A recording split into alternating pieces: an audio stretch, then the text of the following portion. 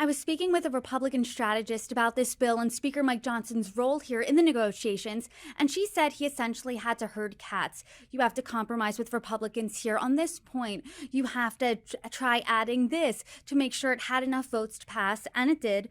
But the Nonpartisan Congressional Budget Office estimates that this could add $2.4 trillion to the national debt over the next decade, and this is an issue that Elon Musk really was a pain point for him. After officially departing his position as special government employee, he posted this on X, quote, "I'm sorry, but I just can't stand it anymore. This massive, outrageous, pork-filled congressional spending bill is a disgusting abomination. Shame on those who voted for it. You know you did wrong. You know it." What are your thoughts on his criticisms here? I think it's appropriate to be absolutely terrified of the growth of debt.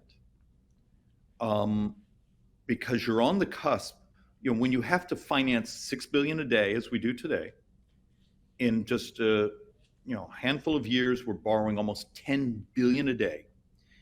And the political class doesn't tell the truth. I hate to say the media class particularly doesn't tell the truth because they're journalism majors. They weren't budget or accounting majors. And look, the bill is not really pork filled. It's a structural problem.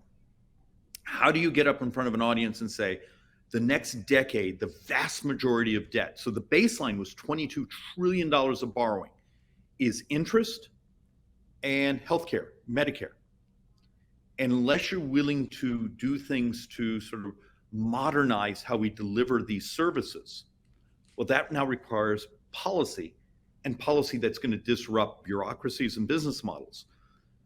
So the criticism of the borrowing in the bill, and look, our math is actually bigger than 2.4 trillion in borrowing.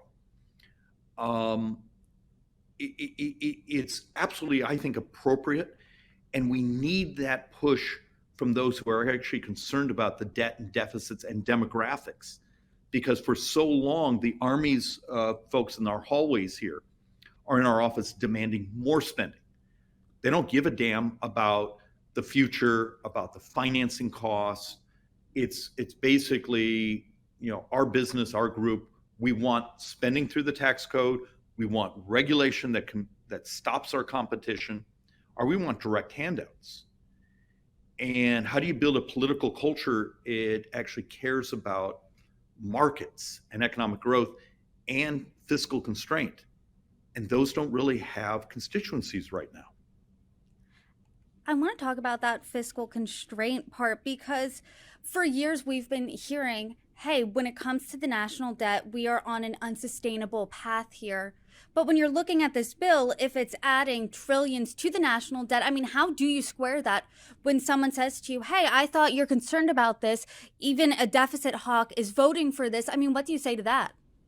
That's why you show up with actual solutions. One of my criticisms of even some of my brothers and sisters I work with, they passionately are terrified of the numbers. It's almost impossible to explain them to the folks at home, because how many people can see the difference between a million, a billion, a trillion? They just don't see 12 zeros in their head.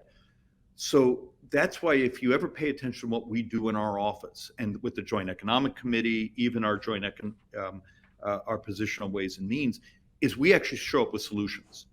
It's not enough to say we're spending too much money. As you talked about my floor speech last night, in that floor speech, there was functionally $3 trillion of savings, maybe $3.5 trillion of savings in actual legislation, not a concept, not some ethereal, economic theory, actual legislation that we're getting scores on, and we already have preliminary scores on. And my argument is for the Senate, even someone like Mr. Musk, who and the team around him, to people like me, show up with actual solutions. And that's actually one of the things I'm proud about, is we're actually providing optionality, saying, look, if you don't like this, here's a way to pay for it. Now, how do I sell those ideas in an environment where the media is going to beat the crap out of you?